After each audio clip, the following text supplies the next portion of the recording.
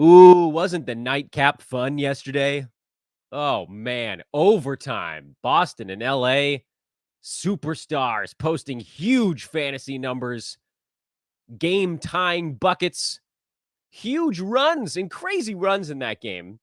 And then the Lakers just kind of running out of gas. It was a weirdly, Tuesday, it was only 5-game card last night. So, we don't have a ton of box score stuff to go through. There are definitely some notes. We had a couple guys get hurt mid-ball game, particularly the Suns suffering from it more than anybody else. Golden State mad about free throws and things of that nature. There were not, however, which is, I know this is sort of the worst way to start a podcast. There were not, however, that many roster changing things that happened during the games last night.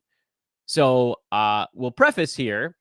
This is probably not going to be the longest podcast of the fantasy basketball season. I don't have any particularly extended rants that I want to get into either, but I do have a piece of news. So let me talk to you for a minute. About the news of the morning.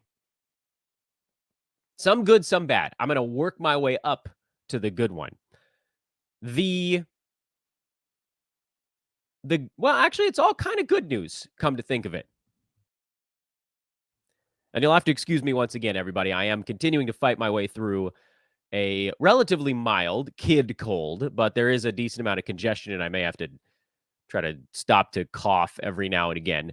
Good news number one, Ira Winderman, who's a longtime beat writer for the South Florida Sun Sentinel. He covers the Miami Heat. He's one of the most followed beat writers, I think, in probably the world, if you eliminate like the Woj, the Shams type of stuff.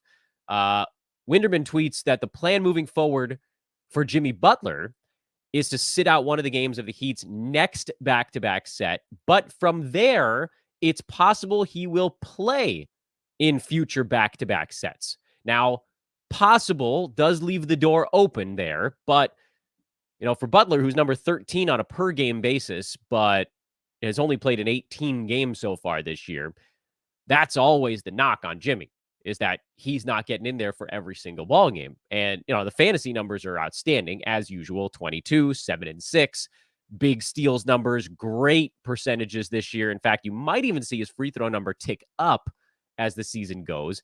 And he's under 2 turnovers a game somehow, which is wild, all things considered. Sadly, his team isn't winning all that much, and that may be the impetus behind this decision to try to get him into the back-to-backs, because they're losing games even when he's playing. The Heat have had some weirdly kind of sickly games lately, and I think they realize they need Jimmy Butler out there to kind of make it all click. So that's good news number one, is Butler might be playing in back-to-backs moving forward. Piece of good news number two, Jakob Poeltl appeared on the practice court for the first time since his injury in November. We don't know exactly what that means in terms of timeline, but at least it is progress. So Jakob Poeltl, who had vanished into the abyss here, it was initially just like a sore quad, and then it was a bone bruise on the knee. And at that point, you're like, oh my God, that doesn't sound good at all, because like Kendrick Nunn missed a season with a bone bruise. But he's being seen, he's spotted. Jakob Poeltl was spotted on a practice court. That is, again, very good news. And we hope to see him back in the not-too-distant future. And then the biggest, best news of the morning, LaMelo Ball, after missing 11 games with his most recent ankle sprain, this is one where I believe he stepped on a fan's foot, is hopeful, optimistic that he will be making his return to the Hornets lineup tonight. That is outstanding news. If there's anyone in your league that hasn't seen this news yet, this is your only opportunity to go out there and try to get him. Maybe you can even, here's the thing, you can't like do a big overpay, because then that would tip him off that something's about to happen. But LaMelo Ball is a top 20 per game fantasy play, and he's about to make a colossal difference for that Hornets team. And he makes a difference to a lot of different guys. What this does, well, for one, it eliminates Dennis Smith Jr. So if there was a chance that he was going to get back before Ball, then we might have been able to squeeze a game or two out of DSJ. That's not going to be happening. LaMelo's making his return first. What does it do for some of the other guys? Well, it's going to make their shots way easier. And we've seen with Terry Rozier, he's actually starting to pick up on the field goal percent side a little bit.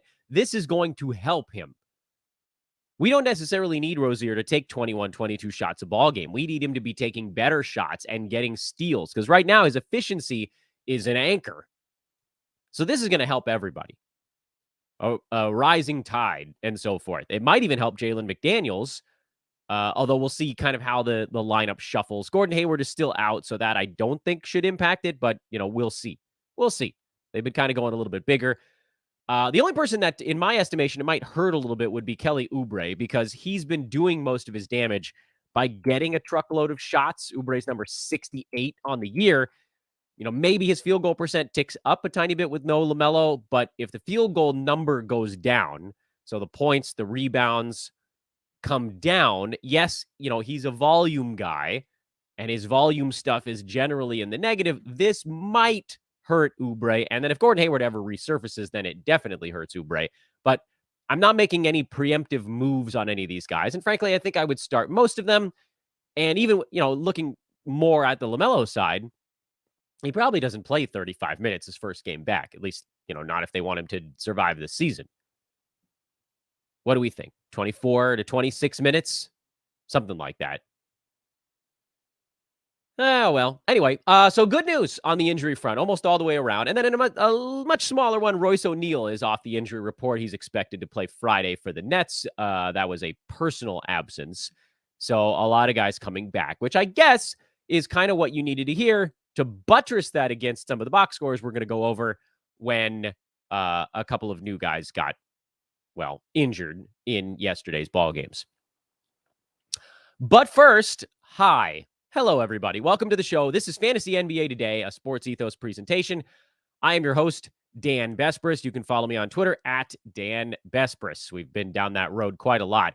I'm going to spend some time, by the way, for those that follow me on the social side or on the YouTube side. This is the time of year where I kind of begin to pivot from the first 2 months of the season. I spend a lot of time trying to funnel everybody into our forums over at Sports Ethos. This is the time of year where I try to funnel everybody to this recorded podcast. The podcast at the end of the day is my baby. Everything I do on Twitter is to power Sports Ethos and get more listeners to the show. So if you're a watcher on YouTube, if you're a listener to the podcast on a traditional channel, if you are someone who follows me on Twitter, please do whatever you can do to help us spread the word on this show. We want it to keep growing. It allows us to keep doing more stuff because our hosts, YouTube, Red Circle, whatever, are able to put ads into these things. And yes, I'm going to be wiping my nose from time to time on the podcast. I'm a sick man. I'm doing a damn podcast, and, boogers happen. But again, it's at Dan Bespris over on Twitter. If you want to also write and find anything out, the forums work fine. That's sportsethos.com/community. It's a great place to get that thing started as well. And if you're listening over on the traditional podcast channel, please do check out our YouTube page. That thing's been picking up in steam these days. It's youtube.com/sportsethos. We have after the show lightning round Q&A sessions over there. Those are a lot of fun. And then obviously, if you're going to go and watch any of our stuff on YouTube, I would ask you to kindly thumbs up those things and subscribe to said YouTube channel. Let's get into the ball games from yesterday because we got all this really lovely good news out of the way here to start the show. I love starting a show with good news. Allows us to bury the bad news a little farther into the mix. Philly blew out Sacramento. No DeAnthony Melton on the Philly side, so Shake Milton saw his minutes bump up. Matisse Thybulle got the start, but we've long since established that he's not going to do enough stuff when he's in a lineup to make a difference. Milton is the guy you were looking at there to say, well, is this going to be enough for him? And the answer with Harden around is no. I can't believe how amazing Tobias Harris has been this year as just like efficiency pillar. And he's still way up at the top of the board. He's number 33. I didn't see that at all. I thought for sure this is a year he takes a step back because frankly, after Harden got to town last year, Tobias took a big step backwards, but he's found a new rhythm. Defensive stats are higher. Efficiency is through the roof. I still think there's a chance that he peters out a little bit. Maybe when Tyrese Maxey comes back, that'll be the the thing that knocks him off, but it's not going to be as far as everybody thought, myself included. Um, this is what I get for doubting our guy Tobias. I've always loved Tobias Harris. I doubted him, and I'll never do it again. I'll never do it again. Anyway, you're holding on to DeAnthony Melton. We don't really know what Tyrese Maxey's deal is. Will he be back in a week, 2 weeks, whatever it might be? Melton has a very real chance to hold on to value even after that. We saw he was inside the top 100 coming off the bench. But, he's been a monster in the starting five. And it's good to see Harden and Embiid existing well together on a Philly team that, look, they got off to a bad start this year with Harden, and then he got hurt, and things got tougher. And then Embiid missed a few ball games, and things got tougher. But quietly, they are working their way up the board now. They won 3 in a row. They're 15-12. And frankly, they've looked pretty good doing it. You know who's also rocketed up the board? The Brooklyn Nets. They're 17-12. They're the 4 seed right now. They didn't play yesterday, but they are the 4 seed.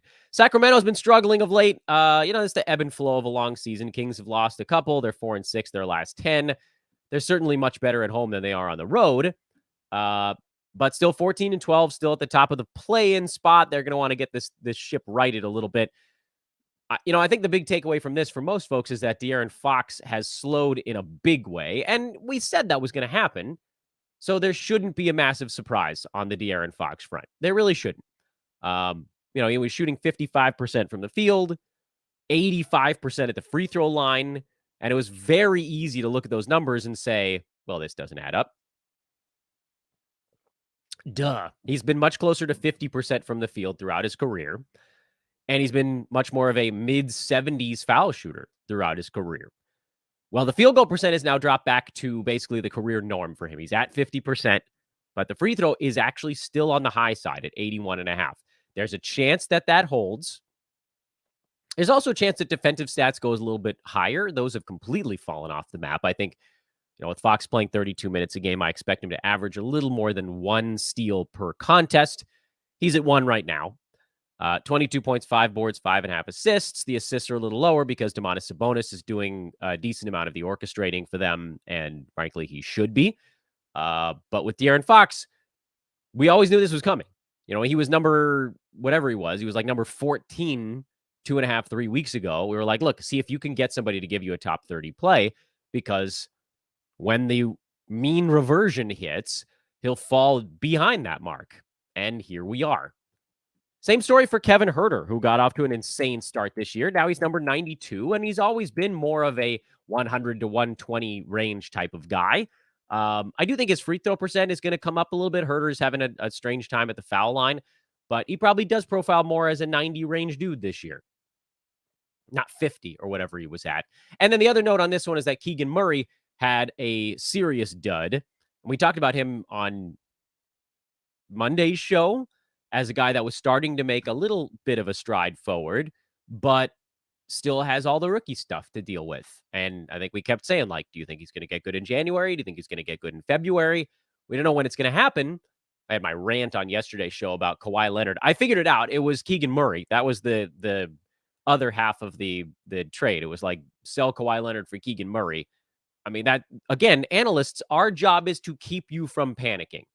We must be resilient in our efforts to keep you from panicking. And think about how upset you'd be right now if Kawhi suddenly back playing 31 minutes and probably going to post second round per game value, and you sold him for Dylan Brooks or Keegan Murray or something like that. You'd be so mad right now. You wouldn't have even been all that happy the 4 or 5 weeks when the Kawhi was out. Malik Monk was a little better. I guess that was something. You can still hold on to Monk. He hasn't been that great lately. He's right on that edge there. And then with Harrison Barnes, I didn't buy it. And I told you guys I didn't buy it. I said, I don't think he's taken enough shots for this to stick. And he's number 138 in 9-cat. All of this stuff evens out. There's no surprises anymore. A couple of surprises here and there. That's not fair. Bucks beat the Warriors 128-111. And that'll happen if Steph doesn't have a good ball game. And the Warriors were hopping mad, I should say. They were hopping mad about calls that weren't happening. What did this game do to fantasy values for anybody? really nothing. Um, Klay Thompson had a slower game. Jordan Poole filling in for Andrew Wiggins was, meh. Steph was meh. Anthony Lamb had the weirdly decent game for the Warriors. Dante DiVincenzo. I mean, this was like blowout stuff. It had blowout box score written all over it. I guess the only note on this one is that with Steph having a little bit of a down couple of games, I think he's fallen into the 4 hole in 9-cat on a per game basis behind, of course, Anthony Davis, who's still running away with it. Then Shea and Kevin Durant are basically deadlocked at 2. Steph is a tiny bit behind those guys. Then it's Embiid, Jokic, Tatum, who moved back into the 7th spot after a big ball game yesterday.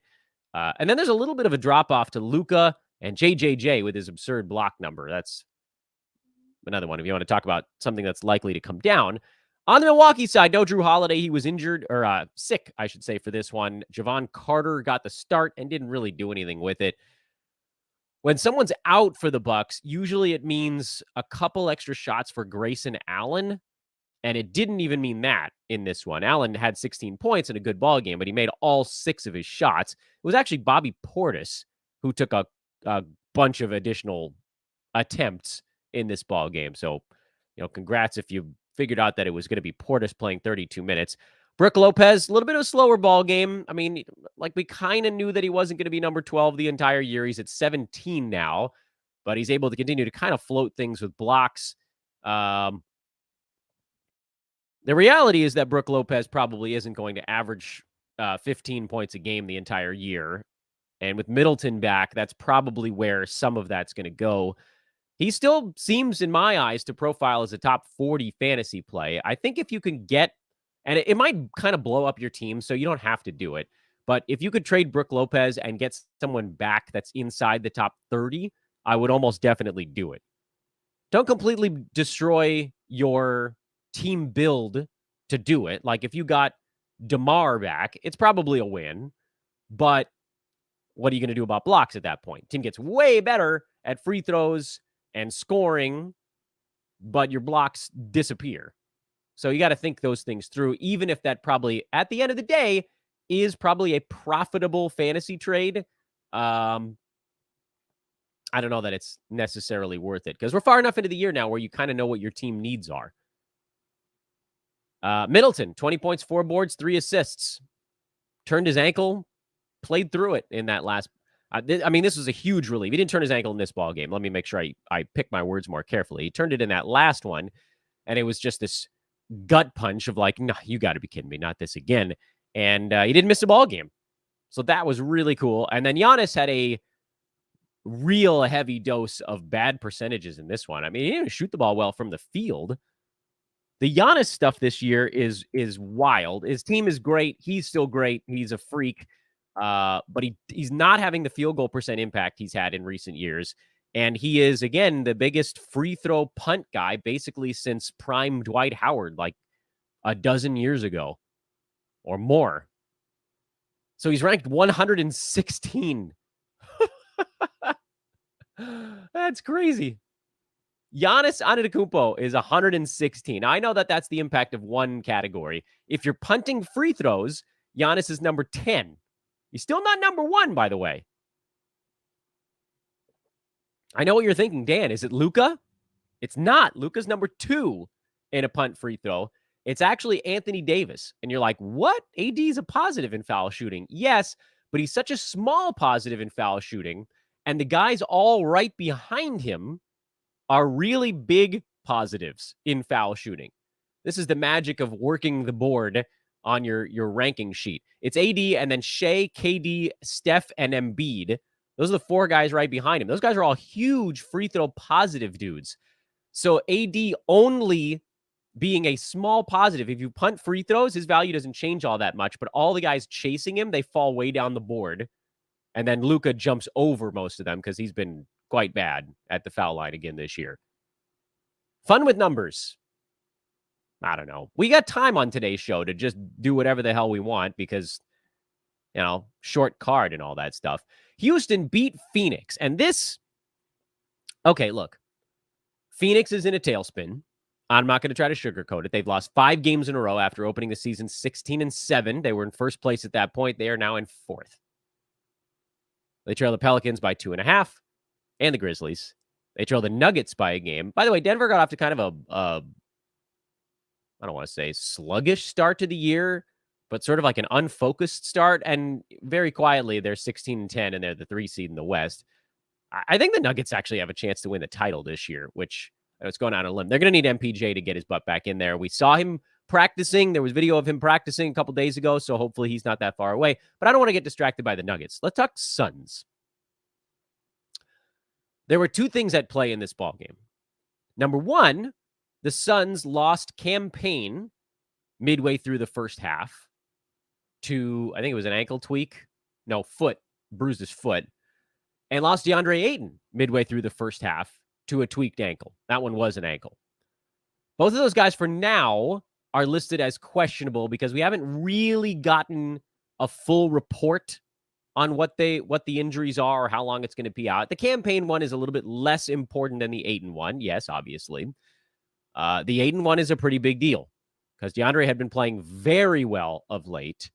And Devin Booker and Cam Johnson are already out for this ball game.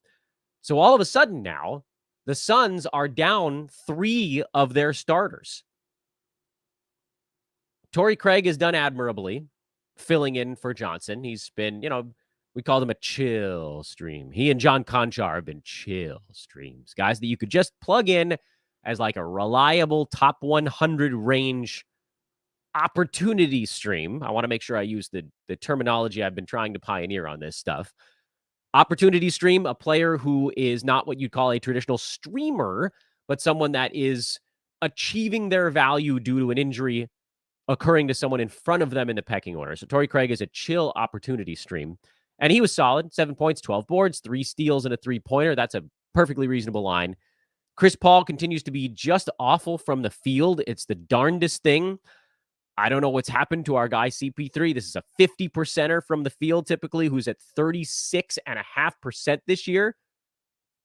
If you guys don't think that's a buy low, I mean, Chris Paul is like your ultimate buy low right now. It's going to sting until the field goal percent comes around, but it will.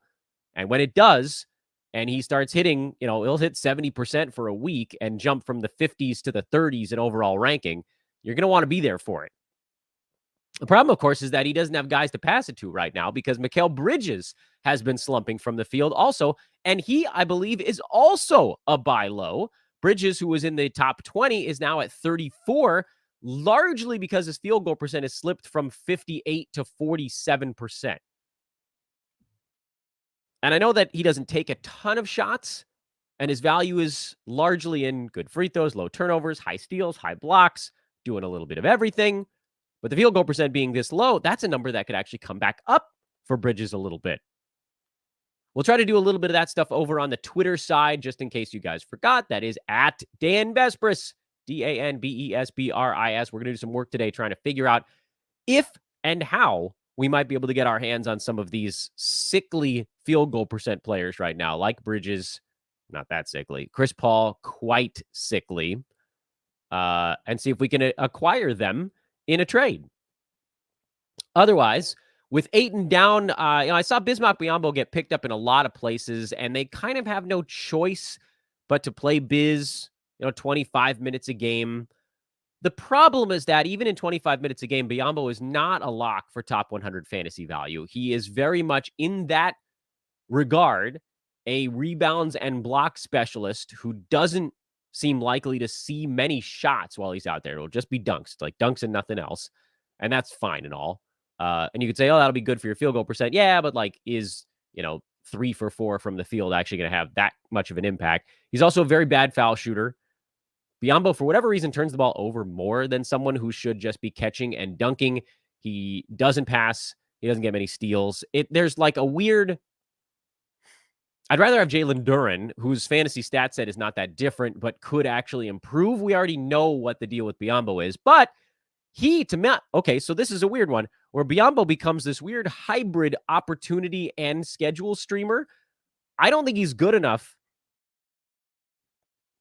to play as just a strict Roto Games Cap opportunity stream, but I do think that his opportunity stream has bumped him into that probably like 120 range, where now he actually makes sense if the Suns have a good schedule coming up.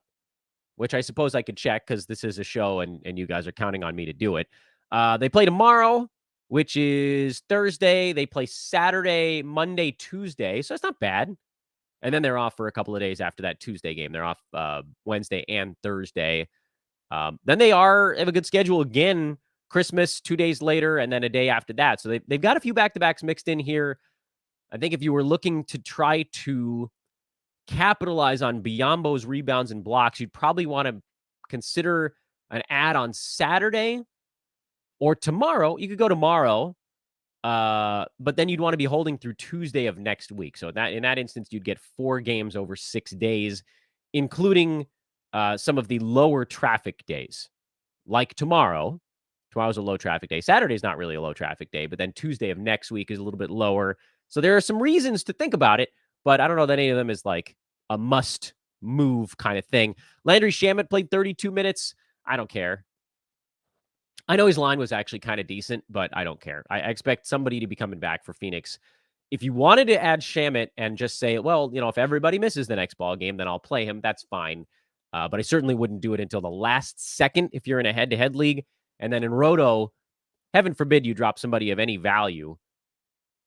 Yeah, don't. Craig is the safer play there. And Cam Johnson apparently is not super close. Also, by the way, we got news. I forgot about this. There was some bad news. I'll give it to you before the next ball game because it is applicable. The other thing that happened in this Phoenix-Houston game is that this was Steven Silas coming back after losing his father. And Steven Silas is not a super old guy, by the way. So if you're like, oh, well, basketball coaches are older dudes, they should be ready to lose loved ones kind of thing that pops into your head. Silas is only in his mid to late 40s. Paul Silas, I think, was in his 70s when he passed away. I'm not 100% certain on that. So it's not like massive surprise age, but people live longer than mid to late 70s all the time. I think Paul was 79 is what I'm seeing on the internet here. So old-ish, but, and for me, I lost my dad 4 years ago. Mine was sudden. I don't know the story behind the Paul Silas death, but for Steven to be back and coaching this quickly, I have no idea. Like my brain was gone for weeks after my father passed away. And you know damn well that those players wanted to get this game for him. You know damn well those players wanted to get this game for him. And they did. So emotionally, like if you're looking at, and this is how my sports betting tactics rely very heavily on motivational angles. This was a huge one for the Rockets. Fantasy-wise, not much changed here. Jabari Smith Jr. continues to take small steps forward. His usage was super low in this game, but he was also in foul trouble. Jalen Green played better. Tari Eason got just 19 minutes again and once again flexed how good his fantasy game can be. 3 defensive stats, 7 rebounds. There's so much to like with that young fella, but the minutes just aren't there yet. It's kind of amazing that he's like top 130 while barely playing. So we get it. We're all just like, come on, 24 minutes. Just give him like 4 more, 5 more minutes, whatever. But they're not yet. He's a luxury stash. I'll say it every time after their games until we see something different. Utah blew out New Orleans. I can't with the Pelicans. Every game they play is a freaking blowout. Every damn game, win or loss. They finally had 3 competitive games over the weekend, and so we made a big play on Larry Nance, and then they had another blowout here. Nance was actually not horrible. He didn't shoot much, 4 points, but he'd have 7 rebounds, 3 assists, and he got himself a block and didn't really hurt you in many places, so thank goodness for that. Zion was fine. He was in some foul trouble early, missed some free throws. That kind of weighed down what was otherwise a pretty good ball game, actually. But then everybody else was bad. They just got spanked. And this is generally then you say, this is a box score you just throw out. But the bad news, well, in addition to Trey Murphy, just a disaster game, the bad news is that Brandon Ingram suffered a small setback in his return from his toe injury or foot injury or whatever the hell's going on right now. And they're going to reevaluate him in another week. Ingram, play a freaking game, man. Good Lord. He's only played in 15. And everybody's just leaving him in their wake right now. Guys have played in 28 damn ball games. Kelly Olynyk's played in 30. Trey Murphy still ranked 62 overall on the year, but I mean, you are seeing some little holes here. Young players, they go through this stuff. You're going to continue to stream as long as Ingram is out. I still believe, and it's quite possible that I get proven wrong. And frankly, it doesn't matter. Look, okay, so what I believe is that when this team gets healthy, if they ever get healthy, Trey Murphy probably doesn't have 12 team value at that point. But they may never get healthy, and it doesn't change what we're doing right now. So who cares? On the Utah side, Jared Vanderbilt, a couple decent ball games in a row have pushed him back up into the 80s. And this is why you hang on to a player that's sort of like just piddling around in the 100, 105 range, because all it takes is one big ball game, and then he's an obvious play. Vanderbilt should not have been dropped. He has a really weird and unique stat set, and then there's always room for a little bit of growth for him. This is just a big ball game. He'll have a slow one. He'll have a big one. Hang on. Markkanen was back. He looked good. Nickeil Alexander-Walker continued to play really well, but he's not going to shoot 70% most ball games. He's not going to get 4 threes and 2 blocks most games. I don't think you need to add him. He profiles more as a schedule streamer level play due to Colin Sexton being out. So that's the take on Walker. Or Alexander Walker, I should say, because they have a Walker Kessler on this team that I want to talk about in a minute. Those two guys making up a delightful Wheel of Fortune answer. Nickeil Alexander-Walker Kessler. It's been said, I'm sure. Conley, slow game. He'll be fine. Hang on there as well. Same deal for Kelly Olynyk. He had foul issues early, and then they didn't need to play him late because it was a blowout. So no changes on a lot of those guys.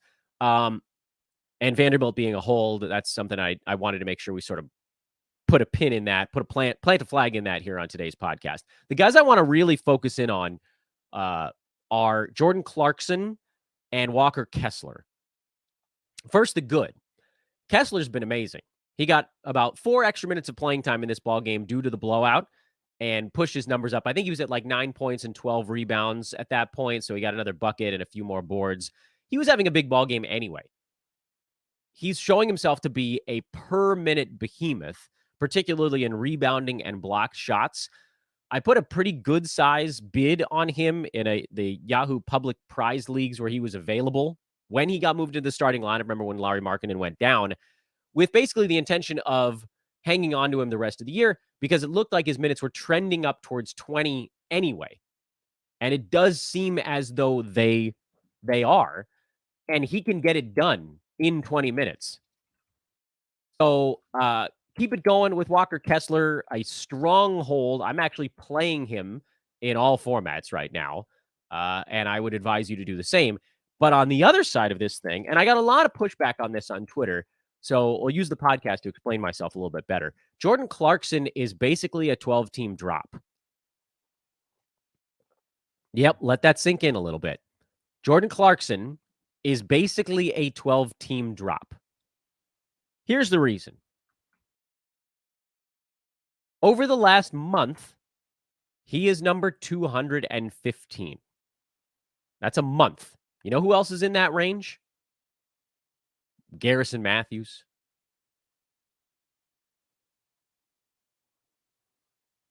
Kemba Walker. Karis LeVert, interestingly enough. Lamar Stevens. Jordan Clarkson over the last month is averaging 21 points and 5 assists per ball game. That sounds pretty good, doesn't it? And it's not bad. And he's hitting 4.5 free throws at 84% from the field. He's a decent positive in scoring. He's a small positive in assists and a small positive in free throws. But that's just 3 categories out of 9. He's about average in 3-pointers, so you can wipe that one off the board. But he's sub-average in rebounds. He's way sub-average for a guard in steals. He has, I think, like 1 block in his last month. And he is a massive, massive detriment, just like in steals, in field goal percent and turnovers. The pushback I got on Twitter on Jordan Clarkson is that people are like, well, a lot of people are punting field goal percent and turnovers at the same time. Yeah, that's true. So, on the head-to-head side, if you're punting field goal percent and turnovers over the last month, Jordan Clarkson moves all the way up to number 107, which does make him a start in that format, but a fringy one. That's just in 1 very specific build. Now, I don't think someone I think said that like sometimes you'll punt rebounds in that as well. So basically, you're just doing like a full big man punt. Okay, fine. You've now narrowed down my listening audience by about 98% of you. There might be 2% of you that are big man punting all of your head to head leagues. For you guys, or gals, or whatever, you can hang on to Jordan Clarkson. But when I say someone is a 12-team drop, I'm talking about the vast majority of us. Those of us who are not punting two categories in all of our leagues, those of us who have a mix of head-to-head and roto leagues, and, maybe I drafted a big man in one of them, so then I can't punt those things. Or maybe I don't want to go full punt turnovers because everyone in the league is punting turnovers, and actually winning that category becomes extraordinarily easy because everyone else is punting turnovers. For all of you, Jordan Clarkson, believe it or not, is a drop. You might be asking, could we just bench him? Yeah, you could. But I think we've kind of seen the best opportunity he's ever going to have. And the high turnovers and terrible defensive stats and horrible field goal percent, it's too much. Boston beat LA 122-118. There wasn't really anything fantasy-wise in this ball game. It was just a really fun game. Westbrook had a big game. LeBron had a big game. AD had a big game. Tatum had a huge game. Jaylen Brown had a big game. Marcus Smart came on late. I think he scored 9 points in the fourth quarter in overtime while vomiting, mind you. Came out after the ball game that he left the court briefly to yak behind their bench and then came back in there and hit a couple of like really important shots. That's freaking amazing. Kind of remarkable stuff there from old Marcus Smart. And he's been solid of late. He's kind of turned it around. What did this do for player rankings? Not a whole lot. Like we talked about, Tatum moved up a little bit. AD stayed where he was. LeBron has been excellent since coming back from his injuries. He's all the way up to number 29 on a per game basis now. And over basically since he came back from injury, he's number 12. So he's a first rounder over that stretch. As we kind of figured he would be. Now we just need him to stay on the court. We hope he will. All right. Well, I think we squeezed every bit of nectar we could out of that 5-game review. And to those listening here on traditional podcast channels, I say once again, thank you very much for hanging with us. You guys get almost a promo-free day. We're going to lightning round some promo here before I send you off to your merry way. Just in case you've forgotten, the promo code over at manscaped.com is ethos20 to get 20% off and free shipping on your order at manscaped.com. Promo code at Thrive Fantasy is just the word ethos. That gets you a deposit match bonus up to $250. And it's a link if you want to sign up at expressvpn.com/hoopball. Our old name, expressvpn.com/hoopball is the promo over there. Again, to those of you listening, please do drop a 5-star review on the pod if you have a moment. That really does mean a lot. I think we were trying to get to 850 before the calendar year turned. We got 16 days to get there, and we're at 842. All right, I'm going to need one every other day from you guys. Hey, maybe folks that are watching on YouTube, you guys can go over and find it on the podcast app or iTunes or whatever and throw a 5-star on this bad boy. But wherever you guys are listening, enjoy the Giant Wednesday. We're going to cover a lot of that stuff over on Twitter. Again, I am at Dan Vespris over there, and I will see you all tomorrow. So long. And now to those of you watching on YouTube, we head into overtime, where I once again will remind everyone to please hit the like button on the show. I think there's only 14 likes, but I know at least 30 to 40 of you have come through. Some 20 odd of you remaining here. If you're watching, you got to hit the button. That's the rule. And I'll just sit and wait a sec because someone's going to have to do it. Damn it. I'm waiting. Somebody hit that damn button. Go hit it. Hey, one person did. All right, fine. I'll keep going. One person hit the button. I'll keep going. Let's get into the lightning round here. Again, we're doing the question lightning round side. I think it actually was kind of useful for me to flip back and forth between those things during the show. Hit the thumbs up. Subscribe to the YouTube page too. I feel like my volume was a little bit screwball today, but It might just be because my ears are super clogged by kid cold. Thoughts on Jonathan Isaac? Don't do it. Hold for now. He might actually make McDaniel's life easier. Kind of get out and run, have a little more fun with it.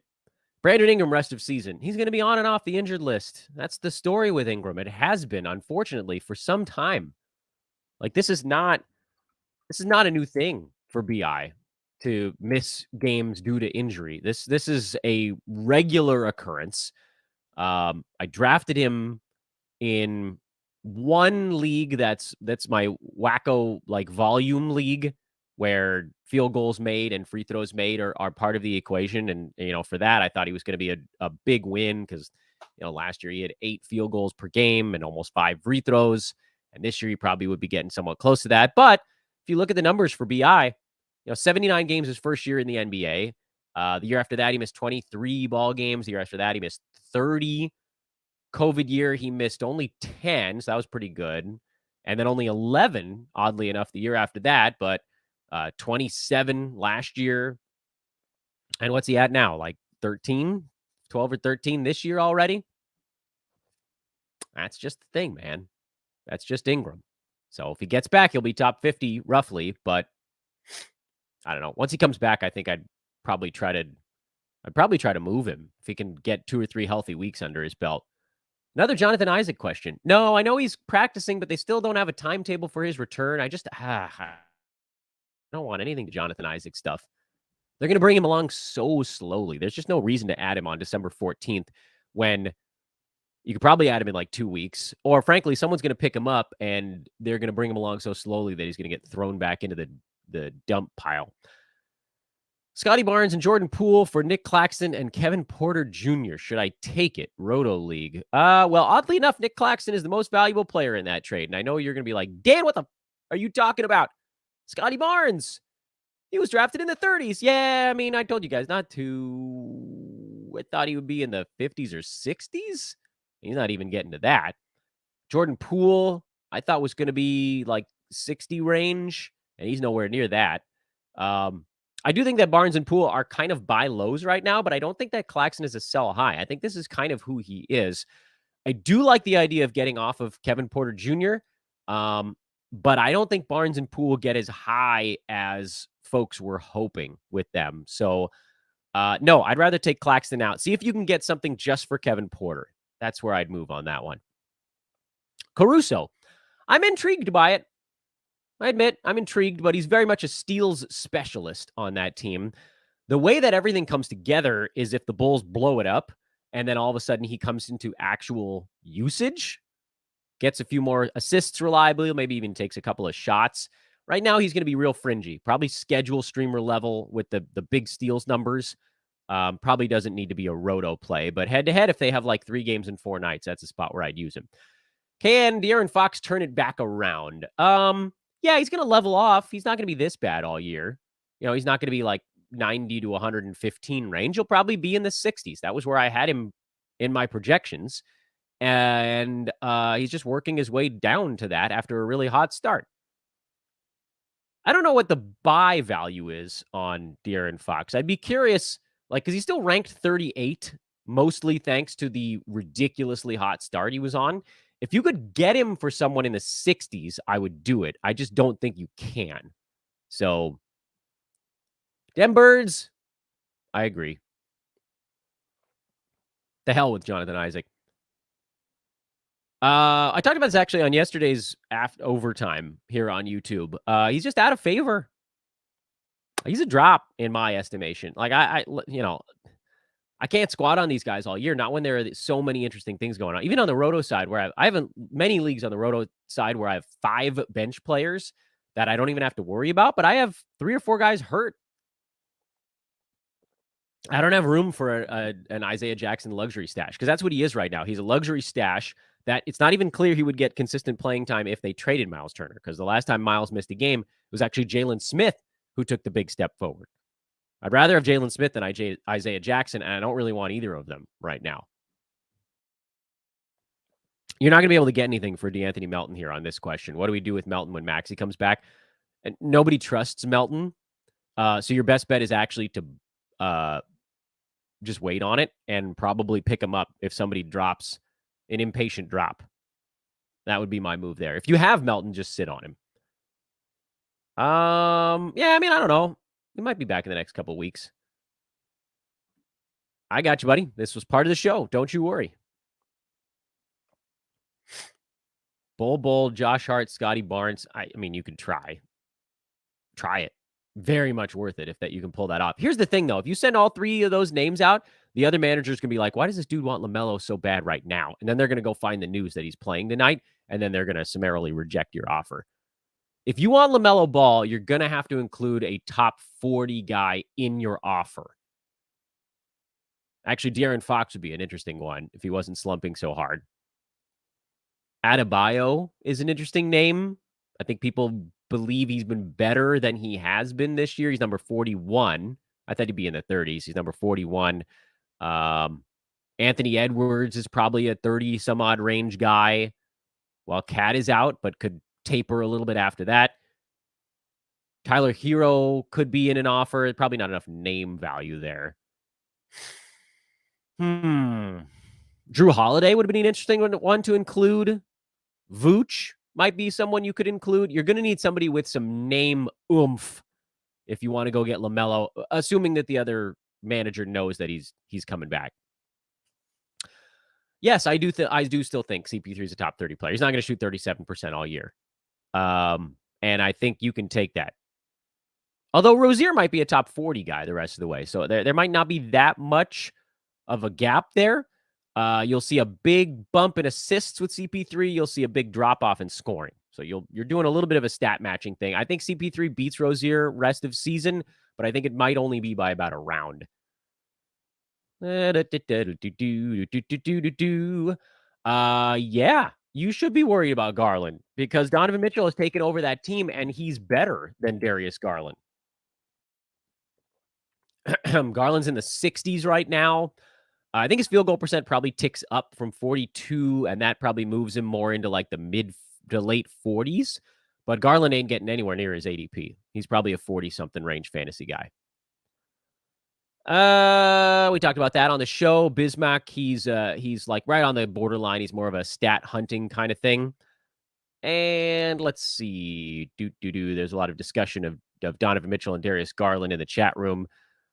11-team Nemhard is real tight. 12-teamers, he's a hold after a good recent ball game and just kind of like a nice, well-rounded stat set. 11-teamers, you probably can drop, but I wouldn't force the drop. There better be somebody really good you're making a move on, like Walker Kessler. Walker Kessler, Monty Morris for Marcus Smart. Yeah, I'm actually fine with that. Kessler has this nice little upside to his whole thing, and maybe he gets better later in the year. But if you lock in Marcus Smart, who's an 80-ish range fantasy play, and you can just sort of ride with Marcus, you can't really look back at that point. You might start looking back and go, well, what if Walker Kessler overtakes him? He might on a per-game basis, but if you can lock in a reliable fantasy play like Marcus Smart, I think I generally do it. Which two teams do you recommend watching for recruiting, scouting for fantasy? Magic, Bulls, Spurs, Jazz, Blazers, Pacers, Nets, Knicks, or Rockets? Rockets are on the board just in case they ever decide to move Eric Gordon off the picture, because then guys like KJ Martin and Tari Eason climb into the mix. The Knicks, not really, unless someone's hurt. If Brunson misses a game, but then if Quickly gets a start, you play him. Nets, I would watch TJ Warren, but at that point, you can really just look at the box score to see how many minutes he's playing, because you just need to know what his minutes cap is on a night-to-night basis. Pacers, not really. They're not playing the big guys. I don't need to watch them live. Blazers, no. Jazz, kinda. Magic, kinda. Spurs, not really. Bulls, not really. So I would say Rockets, Magic, Jazz are probably the three on that board where I think something could tip on a night-to-night basis where you're like, hey, could something happen by halftime? Like if the Magic decide to just start Mo Bamba, or like he starts the second half over Mo Wagner, that type of little thing. I don't see that happening with the Bulls. I don't really care what the Spurs are doing because they're mixing and matching to try to lose. Kind of same story. But Blazers are pretty locked in at this point. Whoops. I guess that's need to steam threes this week. 10-team, 9 cat of 5 roster left. Oh boy. Well, Strus is always going to be knocking in 3-pointers. That's kind of his deal. Out of water. If Quickly starts, he'll probably get you a couple. Murphy's been kind of reliant. Griffin. If it's just threes, it's Max Strus. If you want other stuff, I would go Murphy kind of at the top of the board because he's just been good. Then Quickly if he's starting, and then Griffin because everybody's been out for Atlanta, but some of those guys might come back. And Strus is actually Strus might be above Griffin on just overall value anyway, but behind Murphy and Quickly. If it's just threes, you don't care about anything else, then Max Strus is the guy. Yeah,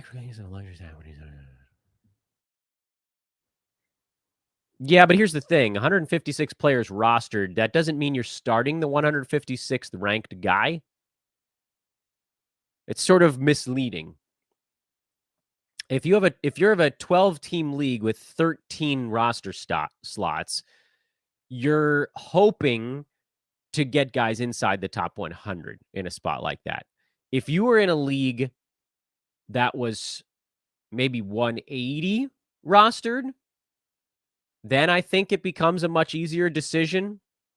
But the term luxury stash doesn't mean a guy that just sits on your bench. It's a guy that you play and you take whatever production they give you, whether it's good or bad or somewhere in between, while you wait for them to become an obvious play. He's not a roto play. So for me, if you can't spend a games cap on him, then he's a luxury stash. Because it means on the head-to-head side, he's like barely good enough. He's going to get you a few stuffs over the course of the week, but it also means there's probably somebody better on the waiver wire. But you're keeping him because of the hope that he gets more minutes and does more a little bit later on. So I think that, Roto World used to do a really good job of this. They haven't so much in the last few years, I think, defining what the different fantasy words mean. All the guys that came up over there, like Brewski, who's my boss at Sports Ethos, he taught me those. And Doc, Steve Alexander, taught Brew those, what each of those terms means. Unfortunately, they've been clouded by years of folks misusing them. But a luxury stash doesn't mean a guy that sucks. It means a guy that's like close, but not someone you could use a games cap on. Someone you would use like if he had a 5-game week, or like if he has a 4-game week and someone who's only a little bit better has a 3-game week, stuff like that. And in an unlimited daily leagues, he does get put into lineups, but it's someone that you're stashing for their value later on and just taking whatever little stuff they can give you along the way. Halliburton. I know that in 16-teamer you need depth, but Hallie's been too damn good. First-rounders, those guys just don't grow on trees. And the other two guys are out right now. So Halliburton. Pick 2. Oh, DFS. Sorry, dude. DFS, I suck. I suck at DFS. I mean, you can look at the matchups if you want. Here's what I'll tell you right now. As opposed to me just guessing, just follow our DFS guys. Sports Ethos has awesome DFS guys. I'm just not one of them. Keith is running the pod over there. His Twitter handle is BSBP Keith. BSBP Keith on Twitter. Go follow him, and he'll give you a much better answer to that than I definitely could. Let's see what we got here. I would play LaMelo over Marcus Morris Sr. and over Caleb Martin. As long as we find out he's playing 24 minutes, I would. I would rather Scotty Barnes over Josh Giddey. Oh, here, a bunch of I got to the spam. Blocked. Take that, you turkey. Yep, that's right. Halliburton for Clay. Halliburton and Clay for Shea and Anthony Simons. It's fair. It's a fair trade. Nope. I don't got you on DFS, man. You got to hit up our DFS guys. I'll go LaMelo. No, per game. I don't think either of them is a top 12 per game. If they're durable the rest of the way, they could each end up as a first rounder by totals, but I don't think either one of them gets there on a per game basis. Who would I keep in a 12-man roto? Okay. Kessler is one of them. Duran is not. The free throw is going to keep him just on the outside for me. And McDaniels and Vanderbilt, man, that's a total coin flip. I'll go Vanderbilt because I like the rebounds and the field goal percent and the steals combo. Jaden is a little bit more shooterish. So I'll go Vando and Kessler. I went all Jazz. Oh, more spam. What in the ever-loving hell? That means we made it. See, we disagree on that one. That's okay. Oh, yeah, there you go. And we're getting finally to the end of the questions here, which is good because I got to get this pod posted. Trey for LaMelo. Yeah, I'll go LaMelo on that one. If he's playing, I think I'd rather have him. And Abassi, Super Stream, Opportunity Stream. We're changing the nomenclature on that. Yes. Yeah, I'm good with that. All right, thanks for all the questions, guys. Really awesome overtime. We'll do this every time that I can. Thank you, everybody. Again, please do like and subscribe. I'll say it one more time here at the end. And a few of you did actually go hit the like button when I asked you to before. So like and subscribe. Let's keep this freight train running, huh? The growth of our YouTube page. That's my new project over here. Hasta mañana.